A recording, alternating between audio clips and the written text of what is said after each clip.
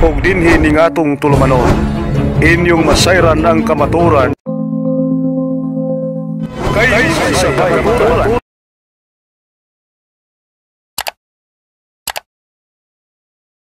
Hello, good morning sa lahat ng mga nakaantabay dyan sa ating live. Ito lamang sa Straight to the Point. Straight to the Point! Live on the spot! On the spot! Okay, pasensya na kayo mga kaibigan kung may mga ilang araw na hindi ako naka-live. Yun ay dahil sa busy kami sa pag-transfer sa ministry, hindi ba? May mga pagkakataon na kailangan kong pumunta doon sa ating main office sa Healing and Exorcism para may sadya sa akin si Padre Darwin. Nandun ng trabaho ko pero kailangan ko magpunta dahil may mga inuutos siya na kailangan natin gawin. So, mga pagkakataon na hindi ako nakapag-live dito dahil po doon. Pero ngayon po na medyo okay na sila doon, ako'y muli magbabalik dito sa ating live sa Straight to the Point, sa punto por punto. At pasensya na nyo na kung hindi ako naka ano ng maraming araw. Very busy, may ginagawa, alam nyo na. Okay, pero ngayon okay na lahat. Monday to Wednesday, close ang office. So, dito talaga ako makafocus. And then, sa Thursday, kung sakali mag-open, dito muna ako dahil wala mo akong gagawin naman doon. Malilipat lang ako doon kapag meron na tayong studio doon sa permanent office po ng Healing and Exorcism sa Lila, Malinaw East, Manila, Bohol. Sa ngayon, umaga na ito, may tampok akong video sa inyo. Ito ay patungkol doon sa reklamo ni Bulambaw. Nakapagtataka dahil siya na nga itong pinabura ng moderator, siya pa itong reklamador.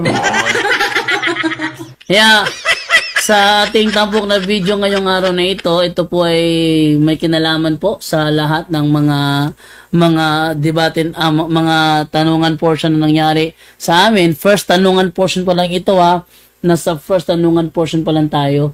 Pero bago mo na yan, basa mo na ako ng mga comment. Okay, palakihin ko muna saglit para mas malino yung ano ko dito, yung pagbabasa ko. Ayan, sabi ni Raymond Perales, good morning bro, JD. Watching from Talisay City, Cebu. God to? Raymond Perales, God bless you. Ayun, God bless you. Maria Dulce Lapis, Adyong buntag bro JD. Ayaw kay na-restore na internet ko. Thanks be to God. God bless us all. Wow. Yung namang internet na-restore na. Sylvia Roa. Good morning bro JD. Linda Tata Camilo. Good morning bro Jando at sa lahat ng viewers. Hi, salamat sa Diyos nakapag-live na. Miss ko to. Mga ilang araw na wala. God bless always. Watching here from Davao City. Talagang nawala ako ng ilang araw. Literally, nawala ako ng ilang araw. Dahil sa pag-aasikaso doon sa ating panibagong office sa Malinaw East, Lila, Bohol. Yun. So, ngayong umaga na ito, ang tampok kong video, ito ay patungkol sa reklamo ni Efraim Bulambaw na nakapagtataka. Maraming beses nga siyang pinabura ng moderator, siya pa tong reklamador. Pedro Ampo, good morning bro JD, watching from Jensan. May Soriano, maulan na araw dito sa Hong Kong. Good day John sa Pinas. Mabuhay, God bless us. Frelin Antuque, Golf Moten.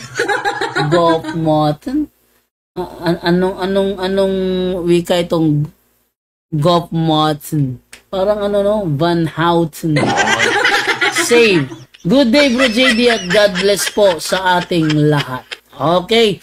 So atin na simulan ng ating tampok na video sa araw na ito. May kinalaman ito sa reklamo nitong si Efraim Bulambaw. Narito po ang ating video. Tingnan ni bro, kaganina, ni Omop jo kaganina tinood lang. Actually, ako, gulat, magaling ko nga kung sa kaurasan mo sumpay. Iumot man jud ka.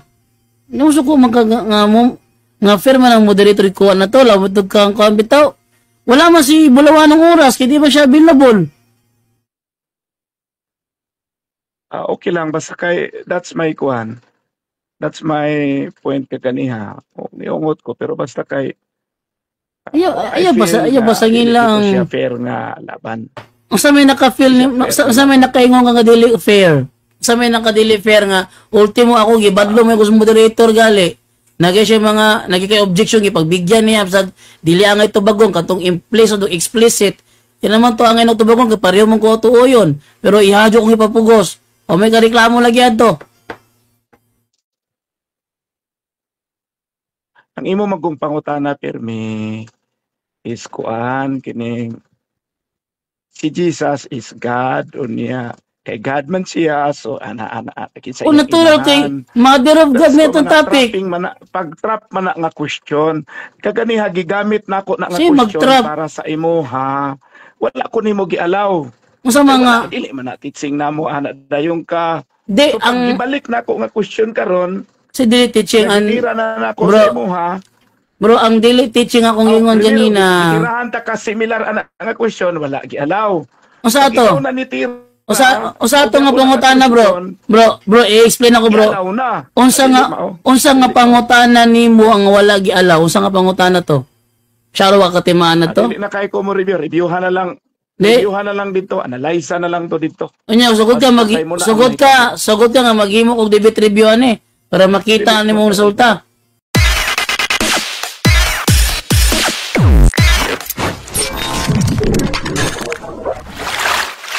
Magandang araw mga kaibigan at sa pagkakataong ito may tampok po akong video sa inyo. Ito ay may kinalaman doon sa naganap na debate sa pagitan ko at saka ni Ephraim Bulambaw, yung nagpapakilalang King Bishop, yung naka-corona, nakakapa pa.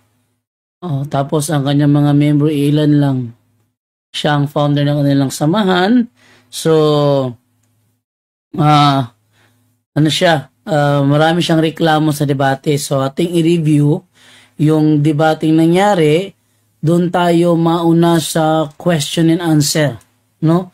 Sa tanong niya sa akin. Okay, ating i-review yung mga nangyaring tanungan nung siya pang nagtanong sa akin. Narito. Hindi namin sinasabi na si Maria ang pinagmulan ng pagka-Diyos ni Kristo. Hindi yan bahagi ng aral namin. Kasi pag sinabi kasi ina ng Diyos, akala nila si Maria, Diyos rin. O di kaya ang pagka-Diyos ni Kristo galing kay Maria. Mali, yun ang aral namin. Hindi porket may turo kami na si Maria ina ng Diyos, ibig sabihin ay mas mataas siya sa Diyos. No. Kundi dahil siya ay ina ng Diyos na nagkatawang tao. So, ibig sabihin, nakabahagi si Kristo ng laman. Hindi nawala ang kanyang pagka-Diyos. Nung siya'y nagkaroon ng laman, nananatili sa kanya ang kanyang pagka-Diyos. Dahil ang kanyang pagka-Diyos ay bahagi ng kanyang persona. Nang ang Diyos na si Kristo ay nagkaroon ng laman, nagkaroon din siya ng ina na siyang nagsilang sa kanyang panibagong persona na mayroon ng laman. Bakit? Before siya nagkaroon ng laman, may persona na siya pero walang laman.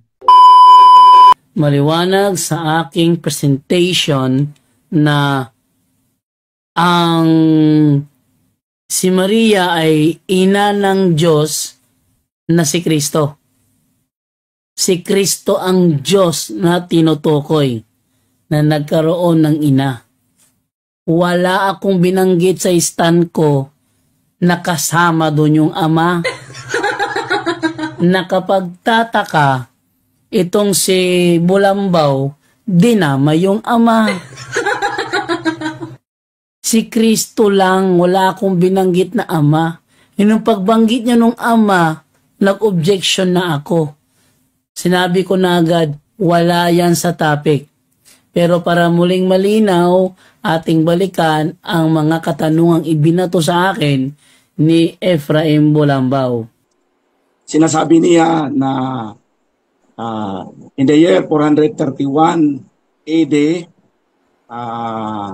naging formal na tinatawag si Maria ng Mother of God. Okay, or Theotokos in Greek. Ang word ba na Theotokos ay makikita sa Bible or hindi? Yes or no?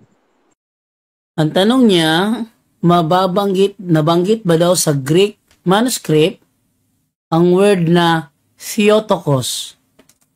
Kakasabi ko lang, di ba? Sa AD 431, lumabas yung terminong Theotokos. Tapos, ang tanong niya sa akin, mababasa ba?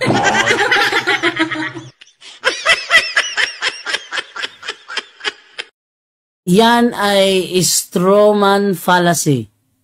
Bakit?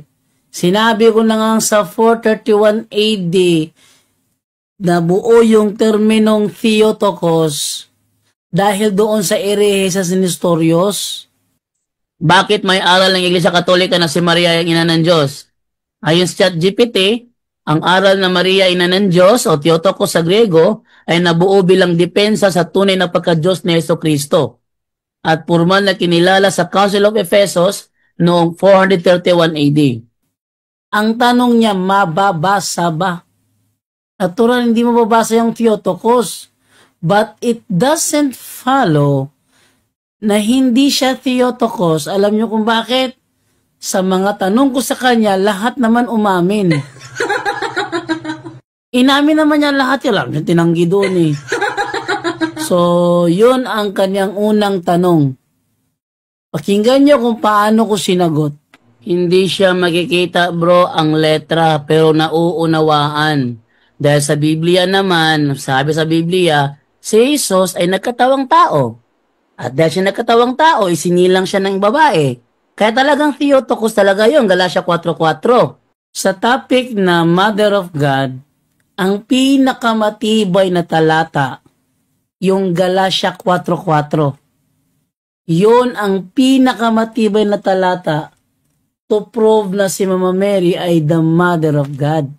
So, you affirm na the word Theotokos ay imbento lang talaga ninyo kasi wala sa Biblia.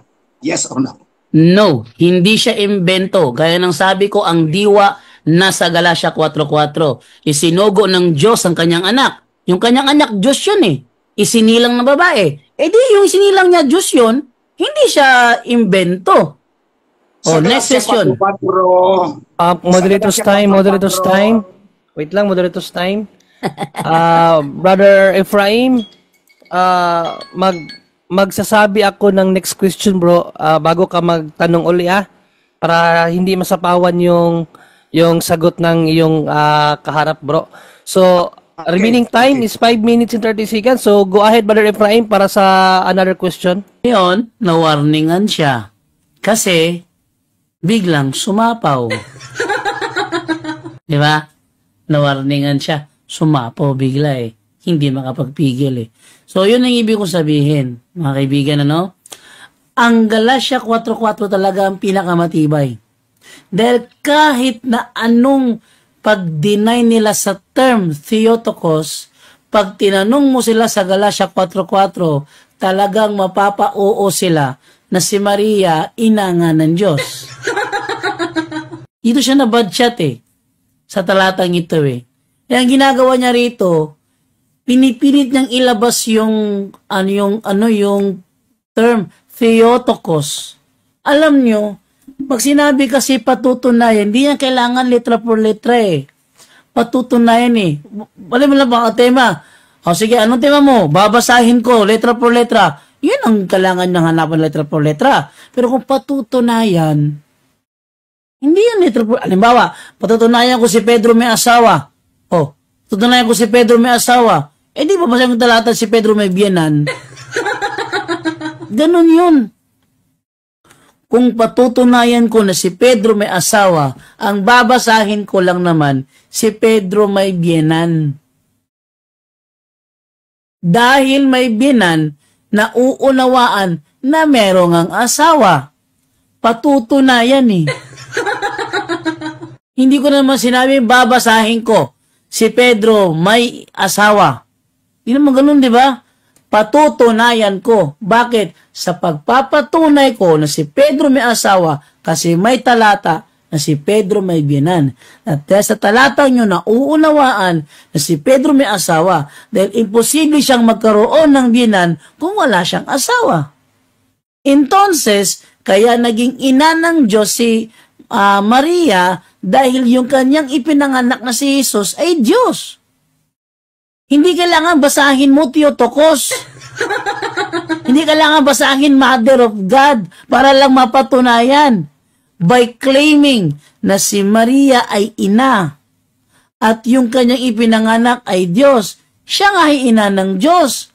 Ang problema lang kasi kay Efraim Bulambaw, mahina utak. Yun ang problema sa kanya. Mahina utak niya. Kaya kahit na anong paliwanag ang gawin ko, tila yata hindi tumatagos. Pero sa tanungan portion ko sa kanya, napapaamin naman siya. O yan. Matibay na talata yan ha. Galatia 4:4. Tuloy natin. Kinote mo na Bible, Galatians 4:4 ba yun? Ang word na Theotokos. Wala talaga. Yes or no? Tinanong niya, palpak. Kinote ko daw sa Galatia 4:4 ang word Theotokos. Meron ba akong sinabi na sa Galatia 4:4 mababasa ang word Theotokos? Ang sabi ko, nasa Galatia 4:4 ang Theotokos. Ibig sabihin, nandoon ang diwa ng Theotokos. Wala akong sinabing ang word na Theotokos. Tingnan nyo itong taong ito. Kontra ng kontra. Ang kinukontra, yung word pala, hindi yung aral. Ha? Itong taong ito, kontra ng kontra. Ang kinukontra, yung word lang pala, hindi pala yung aral. Paano mo magigiba ang aral namin kung sa word ka lang nakapokus? Ha? Di magigiba yan. Halimbawa, para pang ganito, patutunayan ko na si Pedro may asawa. Ang gusto niya, basahin talaga letra por letra, si Pedro may asawa. Kung wala kang mabasa, wala dyan ang word si Pedro may asawa. Kahit na talata, si Pedro may biyenan, niya tatanggapin. Alam nyo, ganito yan eh. Yan yung nangyari sa debate naming dalawa ni Jerwin Rosales. Puro siya hanap letra por letra, letra por letra, letra por letra. Kaya hinamon ko siya. Ha? Patutunayan ko na walang mababasa letra por letra na si Pedro may asawa. O diba, sabi ko sa kanya, patunayan mo, mababasa letra por letra na si Pedro may asawa. Nagtindig si Jerwin Rosales. Negative ako nun eh. Nagtindig si Jerwin Rosales, patutunayan niya, mababasa letra por letra, si Pedro may asawa. Pero sa kalagitnaan ng debate ni isang talata, walang nabasa. Bakit? Ang mga talatang pinagbabasa ni Jerwin Rosales ay mga talatang nakasulat lang ang diwa, mga implicit na talata na si Pedro may asawa by proving na si Pedro ay may biyenan. Na si Pedro, sinabi niya, sabi ni Pablo, hindi ba ako pwede magtulad sa ibang apostol na may dalang asawa gaya ni Cephas? Oh. Pero, implicit pa rin yun. Di naman nakalagay yung letra por letra, si Pedro may asawa. Di ba?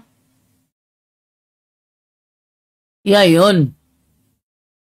Ngayon, yung ginagawa ni Bulambaw, hindi niya kinokontra ang aral. Ang kinokontra niya lang dito, yung word. Yung word lang ang kinokontra niya, hindi yung aral. Sinasabi mo na Mary is the mother of God or Theotokos. Mababasa ba litra por litra? Objection, moderator. Yes, objection. Moderator's time. Moderator's time, yes. Ano yung objection? Nasa rule natin na bawal ang fallacy question at ang kanyang Yes. at ang kanyang tanong ay tinatawag yung argument from silence fallacy. Yung mga Argument letra from por letra. Oh. Yes, no. Okay. So bago magbigay ang moderator ng hatol, Brother Ephraim, meron ka bang counter objection about sa yung kaharap na fallacy question daw? Yes, bro, ano? Wala kang counter, bro? Wala kang counter? Wala na. Okay. Mag-roll out muna ang moderator, no? Ayun. Yun ay tinatawag na fallacy of argument from silence. Ang ginagawa ni Ephraim Bulambaw is gumagamit na siya ng fallacy of argument from silence. Fallacy is invalid argument. Ating basahin na. Ano ibig sabihin ng fallacy of argument from silence? An argument from silence is a fallacy where a conclusion is drawn based on the absence of evidence or commentary, rather than on what is explicitly stated or presented. It essentially treats the lack of information as proof that something is not true or did not happen. This fallacy is also known as argumentum excellentio. Key points about the argument from silence is a fallacy. Why? It's a logical error to assume something is false simply because it's not mentioned in a particular source. Pinalilito ni Bulambaw na hindi totoo ang Theotokos. Ang reason lang, walang nabasa. Letra por letra ang Theotokos. Oy! Ito tayo. The conclusion relies on the absence of evidence, not its presence. Can be misleading. It can lead to incorrect assumptions and interpretations, especially in historical or legal context. Example, claiming a historical event didn't happen because it is not mentioned in a particular text. Why it's a fallacy? Lack of evidence or evidence of absence. Just because something is not recorded doesn't mean it didn't happen. Multiple factors could explain silence.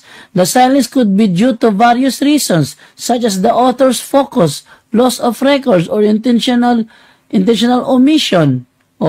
Leads to false conclusions. Applying an argument from silence can result in the denial of facts or events that actually occurred. Example, if a historian argues that a particular battle didn't happen because it's not mentioned in a specific chronicle, they're using an argument from silence.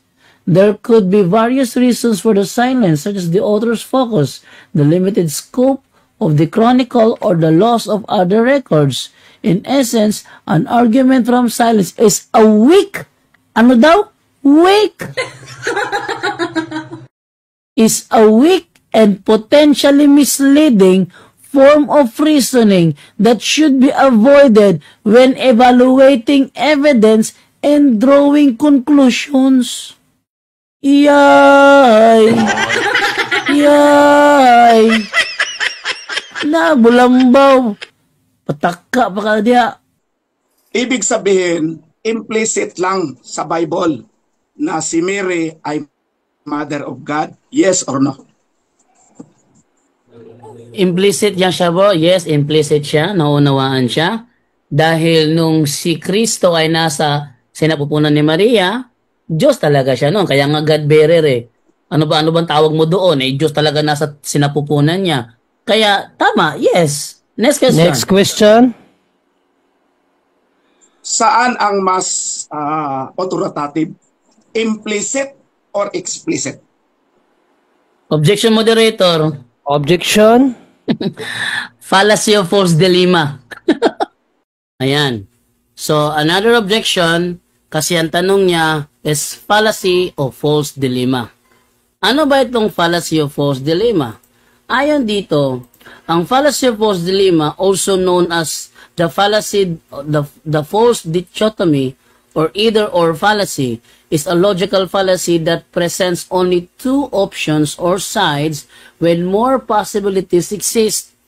It oversimplifies a situation by suggesting that only two alternatives are viable, ignoring other potential choices or nuances. How it works.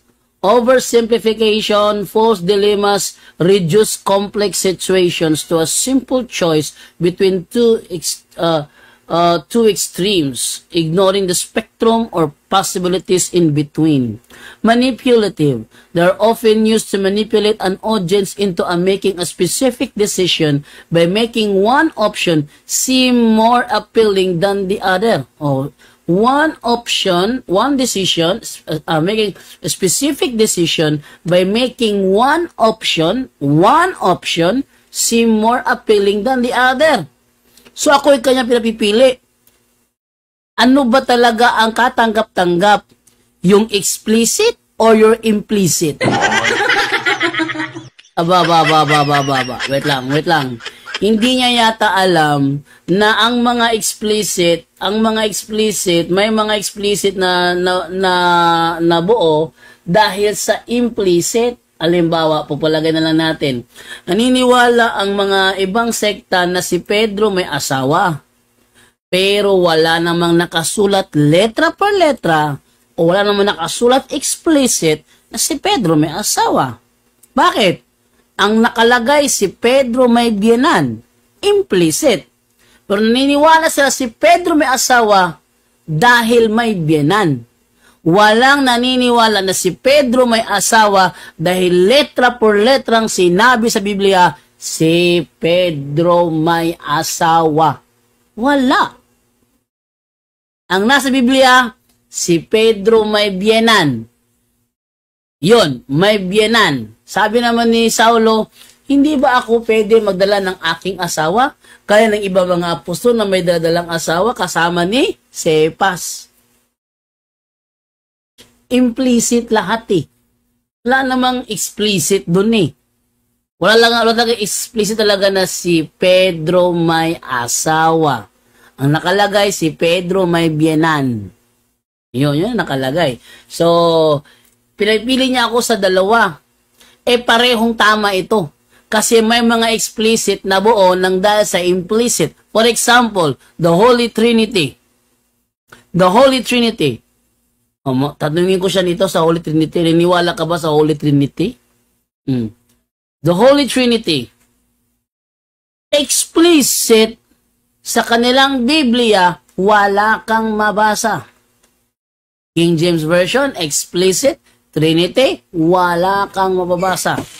Pero nauunawaan, implicit. Counter-objection. That is so related to the topic. Related sa topic. Sige, tanungin mo na kita kasi kinukontra ng katunggali mo na false dilemma daw. So, bakit siya related, kapatid? Kasi nagsagot na siya ng implicit. Kaya tinatanong ko siya kung yung implicit na sinasabi niya ay mas authoritative pa ba kaysa explicit. Okay. So, Brother Jando, ang ruling ng mismo ng moderator, pasok yung tanong, bro. Kasi yes, tama naman siya, sinagot mo kasi na implicit. So, ang tanong niya kasi kung alin ang mas authoritative, yung implicit ba or explicit. So, hindi naman siya contrary sa premises. So, meron kang 20 seconds, bro, para sa pagsagot. Yes? Moderator, counter mo na ako dun. Hindi, one objection lang tayo, bro. Tapos, sabi ko, di ba, roll out na ako agad. So, ito yung magiging roll ko. Ang rule number 10, galangin ang moderator. So, yun ang magiging objection ng moderator. Yun ang roll out ng moderator na pwede siyang sagutin ba dyan doon ng 20 seconds or mag-pass ka na lang kung ayaw mo siyang sagutin kasi kung para sa'yo ito ay false dilemma. Hindi ka naman pipilitin ni kapatid siguro. Tingnan nyo. Yung pag-roll out ni Brother Junri dyan sa sinabi ko na fallacy of false dilemma, pina-roll out pa rin niya, pinatuloy pa rin niya. For me, unfair sa akin yun eh. Pero, nag-alburoto ba ako? Ha? Nag-alburoto ba ako? Actually, gusto ko sanang muling i-focus eh. Tama, sumagot ako ng implicit. Kasi yung sagot, tanong niya kasi, ibig sabihin ba implicit lang? Yes, implicit talaga yan. Pero yung follow-up question kasi naging false dilemma, kasi alin daw ang mas authoritative? Yung implicit o yung explicit? Parehong authoritative yun, ano ba yan? Kay implicit, kay explicit, parehong authoritative yun. Kaya nga false dilemma kasi parehong tama ang sagot. Implicit at explicit, parehong authoritative. Kaya nga false dilemma eh. Pero pinagbigyan pa rin siya ni Junre. Nag-alburoto ba ako? Nag-alburoto ba ako gaya ng ginawa nito? Tingnan nyo. Even to me. May mga panahon naging unfair ang moderator sa akin. Pero hindi ako nag-alburoto kasi nasa ruling, igalang ang moderator. Talagang nag-alburoto itong si Bulambaw kasi kitang-kita ang pagkatalo niya. Kontra ka ng kontra, inaamin mo naman pala na si Maria ang inang napili ng mga nganak ng Diyos. Ano ba naman yan? Kontra-kontra siya. Inaamin din sa huli. If Mary is the mother of God, sinong una? Si Mary or si Jesus? Objection, moderator. Objection? Yes. Nasa stand ko yan kanina na kaya tayo nagturo ng Mary, Mother of God, kasi ang isinilang niya Diyos. Hindi natin issue dito kung sino ang mas nauna, si Mary ba o si Jesus. Yan ang palatandaan na itong si Bulambaw hindi nag-research. Yan ang palatandaan na si Efraim Bulambaw lumaban sa debating ito hindi nag-research kasi in-underestimate na niya ako. Kawawa naman. Hindi bahagi ng aral ng Mary the Mother of God kung sinong mas nauna. Kasi kinauna man si Kristo o hindi, nagkaroon pa rin siya ng ina. Ano ba yan? Sabihin natin mas nauna si Jesus kay Maria. Nung siya ba'y nauna, nagkaroon ba siya doon ng ina? Wala naman, di ba? Pero bakit siya nagkaroon ng ina? Kasi isinilang siya. Nung isinilang siya ni Mary, at nagkatawang tao ang Kristo, nagkaroon ba siya ng ina? Yes! Alangan na saan siya lumabas? Sigurado ba kayo na paglabas niya, hindi siya pinadede ng nanay niya? Hindi siya inalalayan habang siya palakad? Hindi ba siya inaruga pag siya umiihi sa gabi? Pag siya ay tumatai sa kanyang ano ba, wala pang diaper noong una, sa kanyang tela na ibinabaw sa kanya, kung siya natay doon, wala ba mag-aasikaso?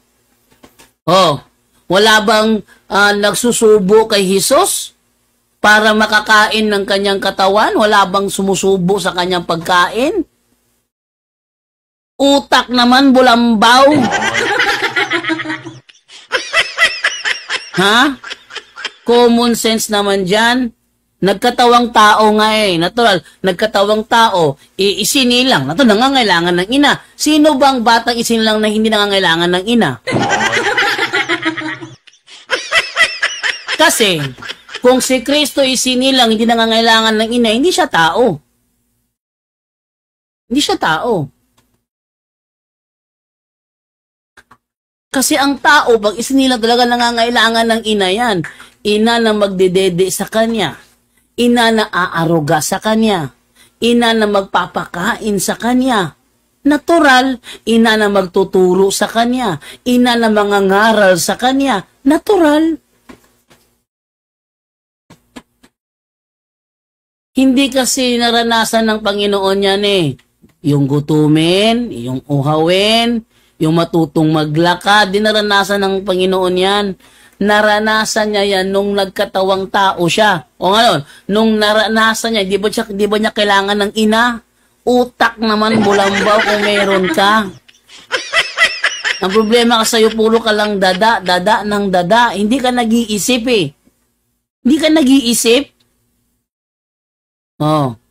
Eh, di niya naunawaan yung Mother of God.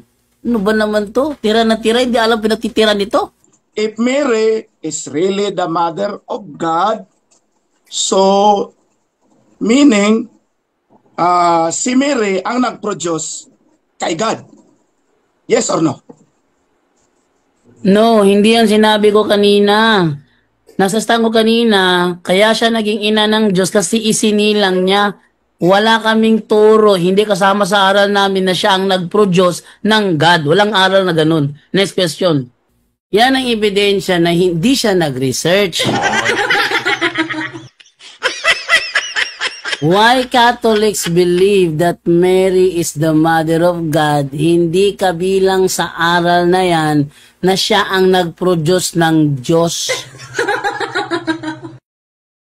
Kaya siya naging Mother of God kasi ang anak ng Diyos isinugo ng Ama na isilang ng isang babae yung anak ng Diyos.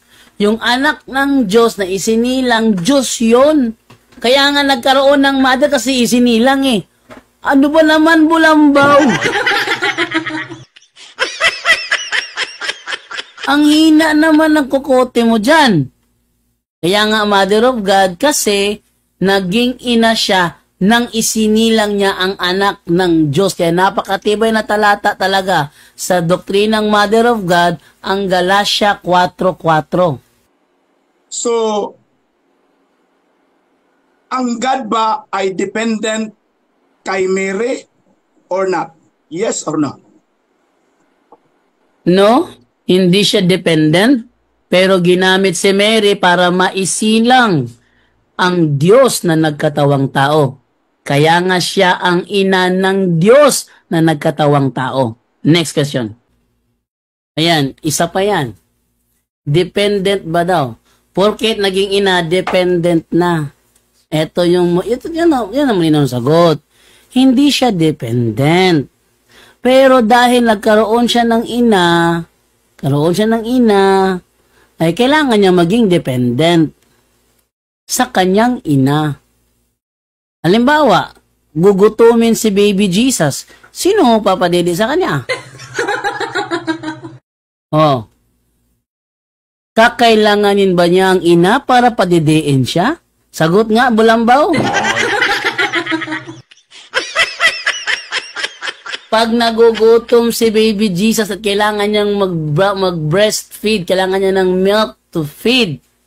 Kailangan ba niya ng milk to feed himself? Kailangan ba niya ng gatas para siya ay mabuhay nung siya ay baby Jesus? Kailangan ba niya o hindi? Oh, bulambaw, sagot daw. Oh. Kailangan ba niya ng dede? Huwag mo sabihin sa akin hindi niya kailangan ng dede.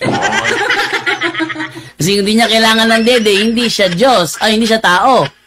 Kasi ang tao talaga kailangan ng dede yung tao eh. Oh. Kailangan niya ng dede. Ano ka ba?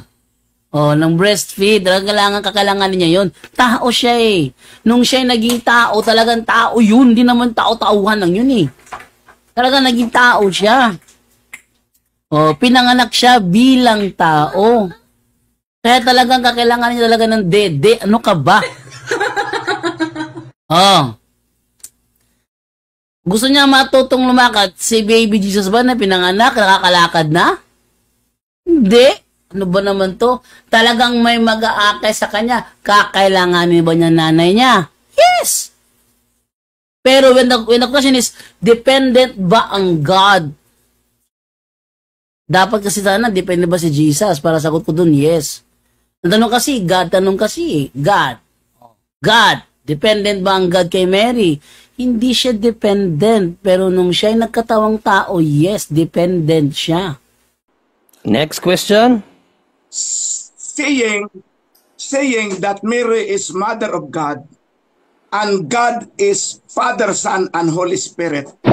Naging mother ba si Mary ni Father God? Or hindi? Objection, moderator. Objection, yes. Out of the topic na yon. Yes, okay, no. Meron kang counter objection, kapatid? Yes. Counter objection, Mr. Moderator. Yes, counter objection. It is so related to the topic because I asked ang question ko, if Mary is the mother of God and God is Father, Son, and Holy Spirit, then paano naging mother of the Father God si Mary? Tingnan mo kalokohan ni Bulambaw dito. Si Mary ba is Mother of God o Mother of the Godhead?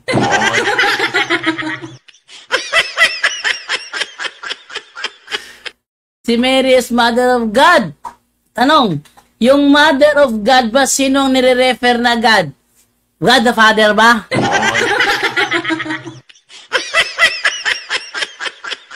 Talagang nakakatawa si Bulambo sa debate na to. Hindi naman siyang tinutukoy na God na nagkaroon ng ina. Sinabi na nga sa Galatia 4:4 pagdating ng tamang panahon, ipinadala ng Diyos ang kanyang anak. Ang pinadala, yung kanyang anak. Sino yung anak? The Father? Si Father ba yung ipinadala? Hindi. Ang anak ang ipinadala. Isinilang ng babae. Yung anak niya ang ipinadala, isinilang ng babae. Ba't mo dadama yung nagpadala? Ano ba namang klaseng tao tong si Bulambaw na ito? Yan ba founder ninyo? Ha? Yan bang klase ang utak ng founder ninyo? EDB? May kawawa naman itong mga membro nito, naloko. Who is Mary? A woman, Mary, cannot produce God. So, hindi pwede yan. God is pre-existent, self-existent, and eternally existent. Hindi pwede na ang God kailangan pa niya ng tao para mabuhay siya. Ito, Bulambaw, common sense ha? Hindi raw na kailangan ng tao para mabuhay. Nang magkatawang tao si Jesus, hindi ba kinailangan si Mama Mary? Sagutin mo. Ha? Nung magkatawang tao si Jesus, hindi ba kinailangan si Mama Mary? Bakit pa siya pinapuntahan kay Anghel Gabriel kung hindi pala siya kailangan? Bakit naging bahagi siya ng propesiya kung hindi pala siya kailangan? Bulambaw, utak naman. Pero ang human Jesus, kailangan niya ng tao para mabuhay siya. Ayun, na-shot din. Di umamin din, ano? Ang human Jesus, kailangan ng tao para mabuhay siya. Tama. Kasi nung naging human siya, doon naging mother si Mama Mary. Di umamin din. Sabi ko sa inyo, di ba?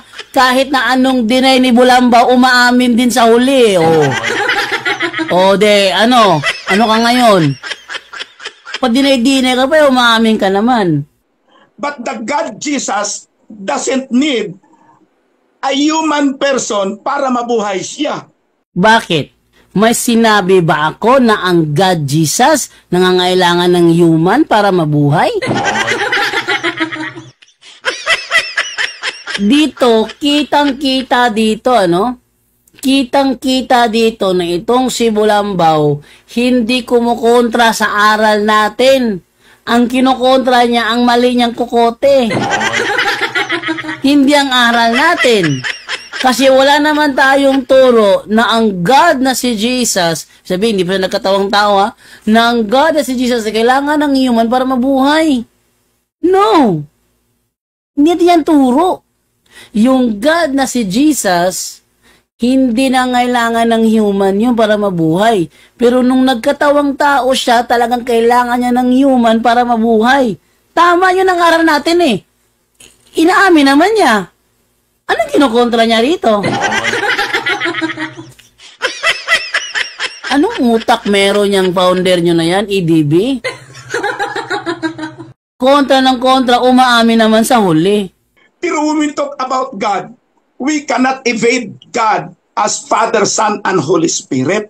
So, Mary is the mother of God, meaning God is Father, Son, and Holy Spirit.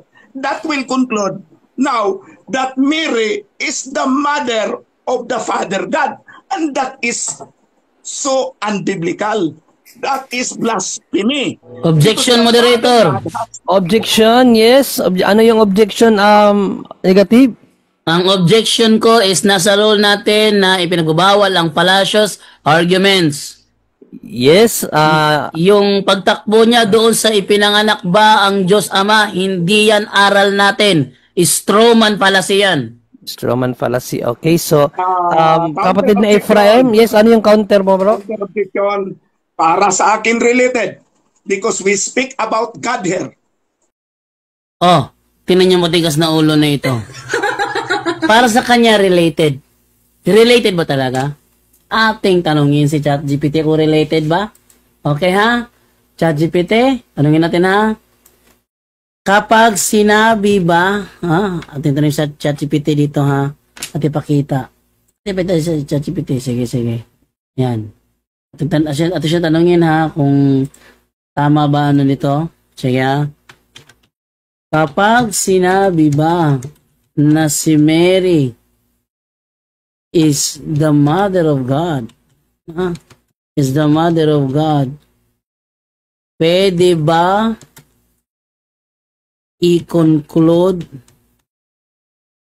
na mother din siya ng God the Father?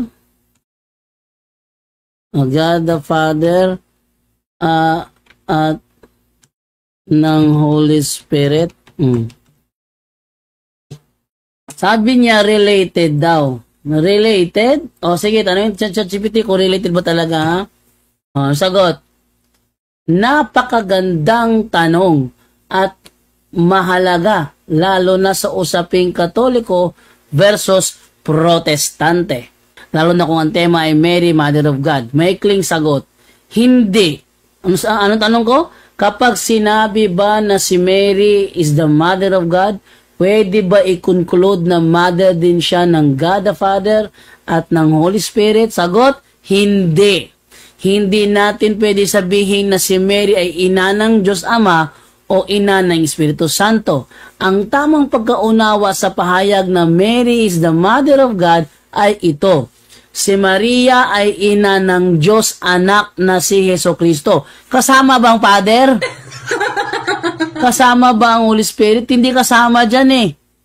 Kaya siya Mother of God kasi mother siya ng anak ng Diyos na si Jesucristo, na tunay na Diyos at tunay na tao. Hindi siya ina ng buong Trinidad, kundi ina ng ikalawang persona ng Santissima Trinidad, ang nagkatawang taong anak ng Diyos. Paliwanag. Mula sa kasaysayan ng simbahan, ang titulong Theotokos o God-bearer, Mother of God, ay ipinagtanggol ng Iglesia Katolika noong Council of Ephesus AD 431 bilang tugon sa maling turo ni Nestorius na gustong paghiwalayin si Jesus bilang tao at Diyos. Kaya ang titulong Mother of God ay hindi sinasabing si Maria ang pinagmulan ng pagka-Diyos ni Jesus, hindi sinasabing siya ay mas mataas sa Diyos, bagkus pinatutuhanan nito na ang batang isinilang niya ay Diyos mismo.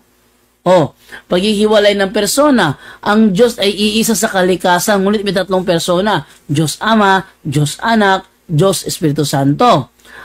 Si Maria ay ina ng Diyos Anak, hindi ina ng Diyos Ama. Alam mo ba yan, Bulambaw? Ha? Pinag-aralan mo ba talaga yan? Hindi ina ng Diyos Ama. Dahil ang ama ay walang pinagmulan, eternal, hindi isinilang. Hindi ina ng Espiritu Santo. Dahil hindi rin ito naging tao at isinilang mula sa sinapupunan. Analogy, paliwanag sa simpleng wika. Kapag sinabi nating Maria ang ina ng Diyos, hindi natin sinasabing si Maria ay nauna sa Diyos. O tingnan nyo ha, hindi natin sinasabing si Maria ay nauna sa Diyos. So pag sinabi natin si Maria ay ina ng Diyos, hindi natin sinasabing si Maria ay nauna sa Diyos. Hindi natin sinasabing siya ang lumikha sa Diyos. O, yung nag-produce ng God. Mga tanong ni Bulambaw. Wala talaga, mahinang nilalang. O, kapag sinabi si Maria ay ina ng Diyos, hindi natin sinasabing siya ay ina ng lahat ng persona ng Diyos. Ang ibig lang sabihin, ang sanggol na nasa sinapupunan niya ay hindi lamang tao, kundi Diyos mismo. Kaya siya ay ina ng Diyos, anak na nagkatawang tao. O, kung gagamitin sa debate, kapag sinabing so ina ba siya ng buong Trinity? Sagot, hindi. Si Maria ay ina ni Jesus, ang Diyos anak na nagkatawang tao. Hindi siya ina ng Ama o ng Espiritu Santo. Titulong Mother of God, Christological statement. Hindi ito Trinitarian statement. Huy, Bulambaw! Ano ka ba naman? Founder ka pa naman ng EDB, tapos ganyan ka pala mag-isip. Kawawa mga membro mo. Ha? Kawawa mga membro mo, Bulambaw, na loko ng iyong maling utak. Mali ang unawa mo. Kapag when we say the Mother of God, si Mary, we never said that she is also the Mother of the Father and the Holy Spirit. Mali yun, Bulambaw.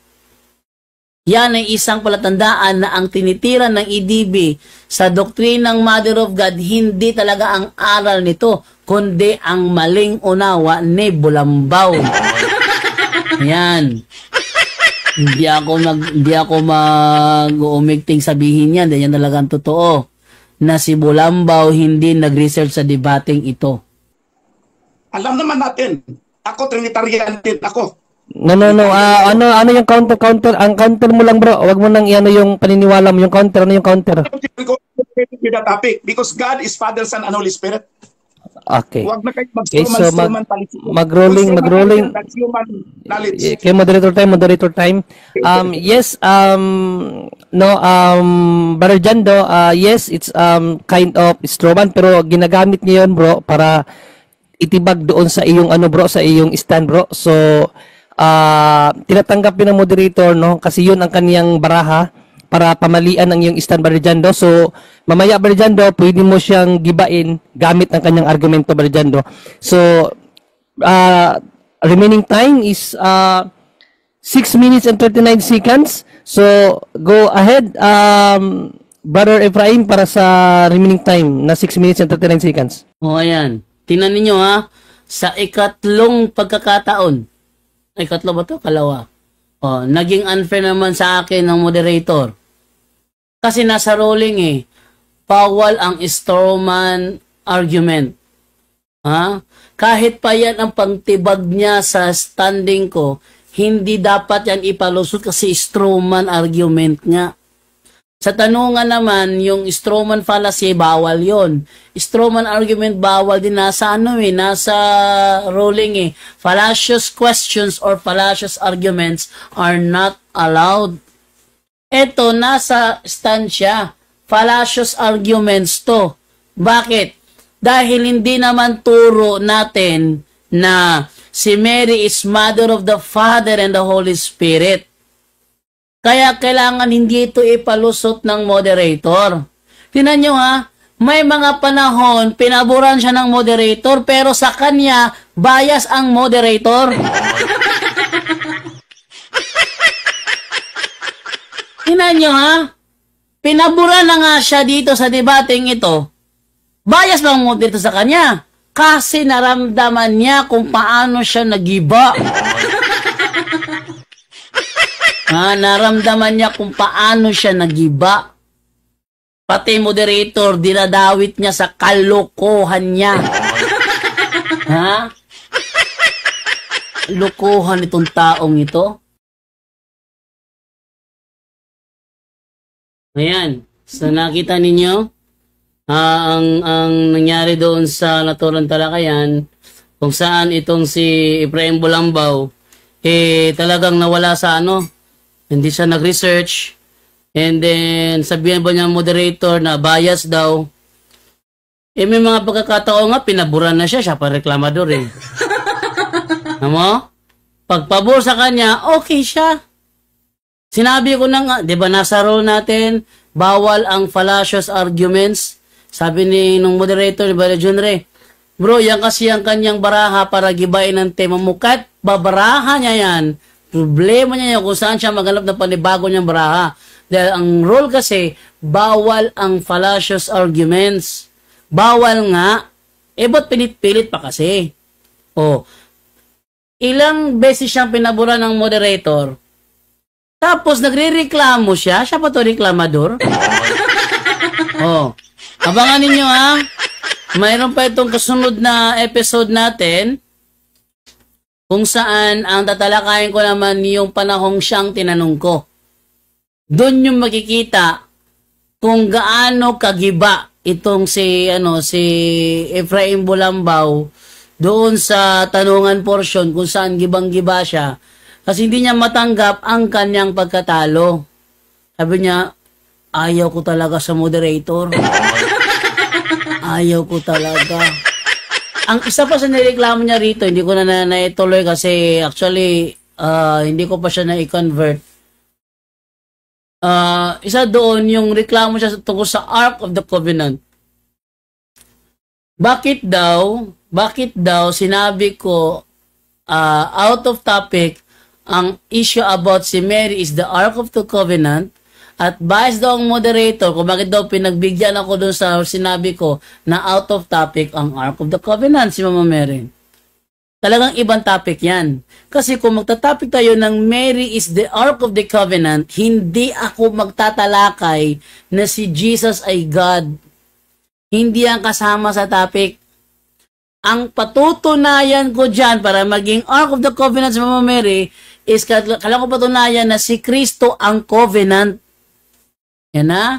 Kailangan ko patunayan na si Kristo ang Covenant at dahil si Mary ang bearer ng Covenant, kaya siya ang Ark of the Covenant. Ibang issue yan Ibang issue yan. Nagreklamo itong si Bulambaw, bakit daw pinagbigyan na sabihin ko out of topic ang Ark of the Covenant? Tingnan nyo ha? Ilang beses siyang pinabura ng moderator, siya pa itong reklamador. Straight to the point. Okay. So, marami-rami na rin yung ating mga nag-comment dito sa ating live ngayon. Isilipin mo na.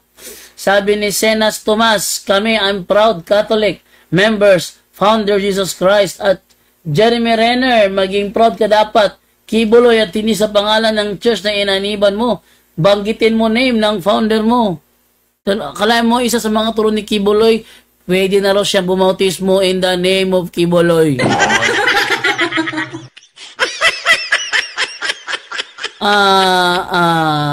Pastor Kibuloy, may tanong dito, kung sabihin, kung ikaw na yung may hawak na pangalan ng Diyos, pwede ba sabihin na I baptize you in the name of Apollo Kibuloy? Sabi ni Kibuloy, pwede.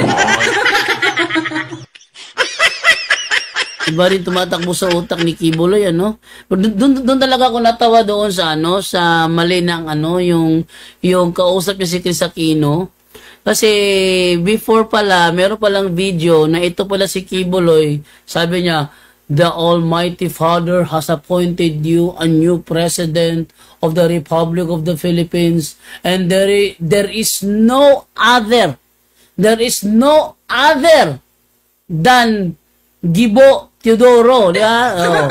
There is no other than Gibo Teodoro. The Almighty Father has appointed you a president in this country. There is no other than Gibo Teodoro. Tapos, ang nanalo si Noynoy Aquino. Si Gibo Teodoro naman tuwang-tuwa kasi binagay kasi ni Kibulo eh. The Almighty Father has appointed you a new president of this country. There is no other than Gibo Teodoro. Yang nanalo si Noynoy Aquino, akala ba ano ng Almighty Father? Kasi kung Almighty Father pa nagdesisyon noon, dapat akit na anong mangyari, si Gibo talaga maging presidente kasi siya nang inappointe. Anong palusot ni Kibuloy nung hindi si Gibo yung yung nanalo. Sabi niya, talagang si Gibo. Kasi kung wala lang sanang eleksyon, talagang si Gibo na presidente. Ha? Ano? Kung walang eleksyon, paano ba nanalo kung walang eleksyon? Di ba? Ngayon, so, yung palusot niya, kung wala sanang eleksyon, panalo na si Gibo. Paano nanalo si Gibo? Hindi naman siya yung present na presidente nun. Tatakbo pa naman siya. Paano siya mananalo kung walang eleksyon? Utak nga, Kibuloy. Doon talaga ako natawa. Tapos yung kanya kasinungalingan dinagdagan pa. Nakausap si Chris Aquino. Ang sabi naman ni Kibuloy doon, meron siyang vision na si Noynoy talaga magiging presidente. Ha? Sinabi niya kay Aquino, meron talaga siyang vision na si Noynoy talaga presidente. Yun talaga sinabi ng ama sa kanya. Teka, wait lang ha. Ba't mo sinabi noong una, the Almighty Father has appointed a president of this country, there is no other than Gibo Teodoro. Tapos pagkaharap niya si Kisakir, sabihin naman niya, si Noynoy talaga ang sinabi sa kanya ng ama. Hala? Tapos sabi niya, but I gave my word to Gibo. Ibig sabihin pala kung totoo na inappoint na ng ama si Gibo Teodoro, si Noynoy Aquino, pero binanggit niya si Gibo, ang reason lang, I have gave my word to Gibo, sinalungat na yung father niya. Diba? So,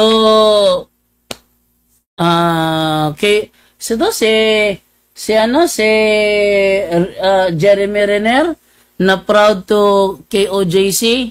May ewan ko sa'yo. Papaniwala ka dyan sa bulang propeta ninyo. Bulang tagapangaral. Dami niyang mali na i-dokumento mga mali niya. Sinabi ba naman niya, apostol daw si Marcos. Apostol Marcos. Napansin ni El Historiano. Ano? Si Marcos apostol? Anong palusot ni Kibuloy? Sinadya ko talaga yon. Kung sinusundan mo nga ako, ay sinundan nga ako.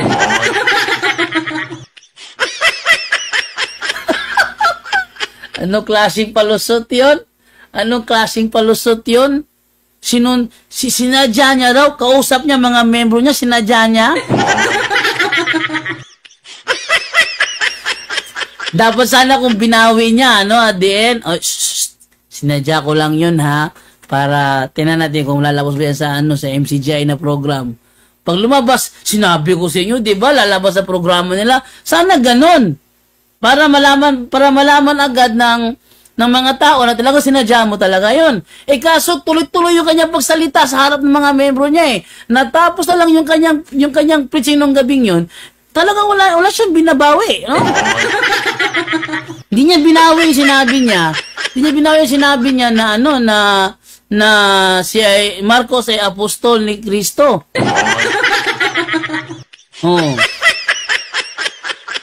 Yan, no? So, si Jeremy Renner, hindi si Bulambao, kasi si Bulambao, founder sa Bulambao. Meron kaming upcoming debate ulit ni Bulambao. Abangan nyo yan. siguro sa next Monday siguro, next Monday morning ang aming debate ni Efraim Bulambao, kung saan ang topic naman namin is patutunayan niya na ang EDB, ano to EDB nito? Ecclesia Discipleship, ano yung ano yung, ewan ko lang kung boring. Basta EDB Ecclesia. Ang EDB Ecclesia is part of the true Ecclesia founded by Christ. Ngek. Tanungin natin yun dyan kung paano siya naging parte. Kailan siya naging parte at sino ang dahilan para naging parte siya. Kasi inamin niya na siya ang founder ng samahang yan, EDB. Siya ang founder niya, inamin niya yun eh. Chris Abilianosa, good day brothers and sisters in Christ. Good day sa iyo, bro John Doe. Bro John Doe, no? VM Bernabe, ganyan katalino ang mga alagad ni Kibuloy, parang yung best friend niya rin, magaling sa salita, kaya maraming believe. Oh, Sonia Revillame, o kano mo si Willie, no? Blessed morning, bro JD, listening while working. Whale working. God bless you and your family. Straight to the Sabi point. naman dito ni Earl John Lee, kasi nga Bible alone sila, kaya lahat ng analogy at logic kulang. Hindi logic yun. Ang logic is science of correct thinking. When you say science of correct thinking, hindi mo kailangan makatulita po letra. Mag-isip ka lang, lalabas na. Mag-isip ka lang, lalabas na. Yun ang science of correct thinking. Iba naman yung fallacy of false conclusion. Na magko-conclude ka, pero yung conclusion mo hindi naman tugma sa realidad. Yun ang, iba naman yun. No? Sabi naman ni Japet Apat, nagsinurambaw di ay nasbulambaw, bro. Sabi ni Randy Pangan, maura na bishop ng gikontrahan lag sa kristan. Ibig sabihin, mahinang nila lang, bishop pa naman. Oh. Sabi naman dito ni Senas Thomas, Jeremy Renner, wag lang pangalan ng church mo, maging proud ka. Banggitin mo ang founder ng iyong church. Founder Apollo Kibuloy, Registered Security and Exchange Commission. Maribel Butali, share po natin para maraming taong makapanood at maraming magising sa katotohanan. Jeremy Ren, Senas Thomas, Jeremy Renner, totoo si Kibuloy na appointed son siya ni Lord at dapat ngayon siya mag-glorify sa kulungan. Ipakita niya sa mga tao na siya ay Kristo.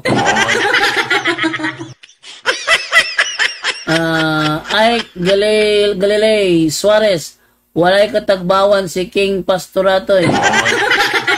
Nonito Muñez, membro nito, kanyang asawa at mga anak lang. Based sa kanyang picture, yung membro niya isang basketball court lang naman. Oh.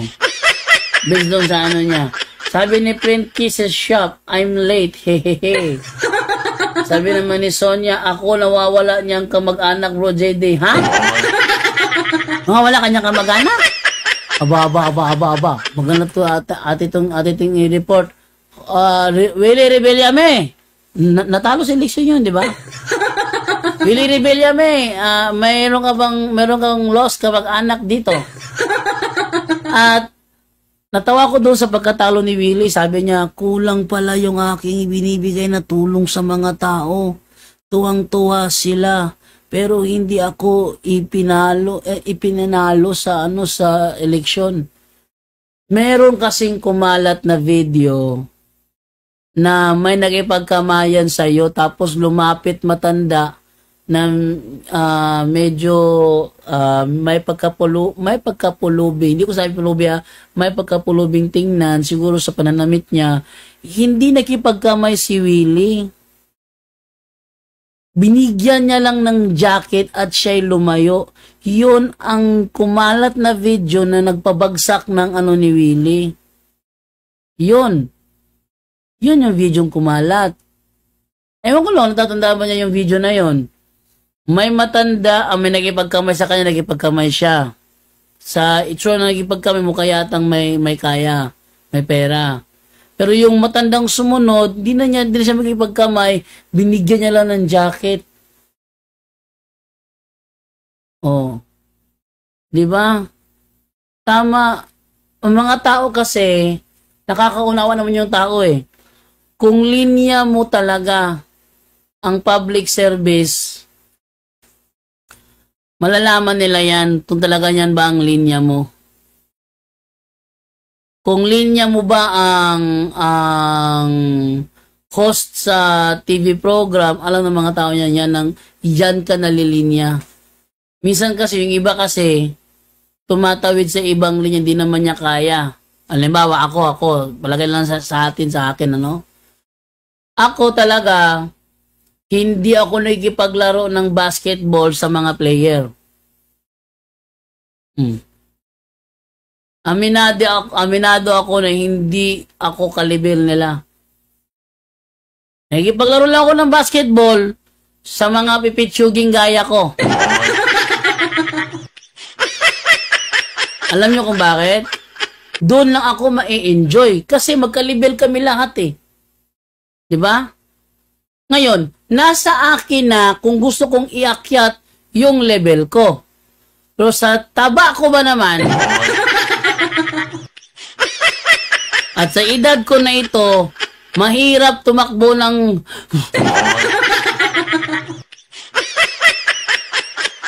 kaya yun. No? Yeah, doon sa Padadawin minsan, ayaw ko sa Padadawin kasi kapag sports, tinatawagan ako. Tawagin dyan do Alabado. Pagdating sa gitna, para akong para akong flower. Sabi ng asawa ko, ano ka ba naman? Hindi ka man lang nakaagaw ng bola. Sabi ko, ba't ko aagawin ni ayaw nga sa akin? Pag ayaw sa'yo, wag mo nang pilitin. Diba? Ano yun? Alam ko kung saan ako lulugar eh. Ano? Pagdating sa basketball, ikipaglaro lang ako kung tingin ko is kalibel ko yung makalaro ko. Halimbawa, kami lang ni Padre Darwin, nga gano'n, pwede ko namang yun eh, walang rule man dun eh. Kami lang dito, mga kapitbahay lang, laro lang kami. Sige, laro tayo. Pero yung mga player talaga na player, nako, ayoko sumali doon. Alam ko hindi yun ang linya ko. So, ibig sabihin, kailangan tayong lumugar. Kung hindi tayo para sa kandidatura, wag na lang natin ipilit. Kung tayo ay pang TV host lang naman, doon na lang tayo. Kung doon tayo masaya, doon na lang tayo. Huwag ka na lang mangarap ng, maliban na siguro kung mag-explore ka ng ng panibagong idea, kung talaga ang magandang public service, no? Kasi kung titinan mo yung yung kay Raffy Tulfo, public service na ginagawa ni Raffy Tulfo, iba sa public service na ginagawa ni Willie Revillame. At sa uri ng public service na ginagawa ni Raffy Tulfo, ito yung public service na hinahanap ng mga tao. Ni Erwin Tulfo, ni Ben Tulfo, yung kanilang ginagawang public service, ito yung hinahanap ng mga tao kung saan pinoprotektahan sila. Pero sana buong Pilipinas ang covered ng kanilang serbisyo, hindi lang dun sa Luzon. Wala pa kasi ako nakita na may kaso sa Visayas and Mindanao na pinuntahan ni Raffy Tulfo. Wala pa akong nakita. Ewan ko lang kung may nakita na kayo, Si Ben Tulfo, may nakita ko kay Ben Tulfo sa lugar yun. So, sa Pagadian, yung isang pulis butangero na sinugod niya, natakot yung pulis butangero na yun. Ano yun? Pang may something wrong na nangyari sa labas, ha? Okay. Galing mo talaga, Burgini, sabi ni Yan Montejo. Sabi ni Jess Sabaya, God bless. Okay, alas 11:34 na. At kailangan ko nang magpaalam sa lahat ng mga nanonood dito. At abangan po ninyo bukas ng umaga, alas 10 pa rin, o alas 10:15. Ang topic ko naman, yun namang tinanong ko si Efraim Bolambaw. Tingnan nyo ha, panay-deny sa topic ng Mother of God, pero sa second tanungan umaamin naman. Tapos, di niya matanggap na umaamin siya. Sabi niya, trapping daw ginagawa ko, trapping. Hindi trapping yun. Logic yun. Kung na-trap ka doon, problema mo yun. Straight to the point. Ha? Logic ang ginamit ko doon. Hindi trapping. Iba ang trapping sa logic. Pag sa logic, na-trap ka, problema mo na yun. Ha? Good day, bro JD. God bless from Annalyn Ramos, 38. Okay. Maraming salamat po and babay na po ako sa inyo. Kita-kits po tayo ulit bukas na naman sa Straight to the Point. Straight to the point. Live on the spot. On the spot. Paalam po sa inyo. Bye-bye. Ug inyo nang nabati ang mga kamatuoran dinhi ning atong tulumanon. Kay usay-sabay kamatuoran. Ako lang hinaot nga daghang kamog lakatunan. Daghang salamat.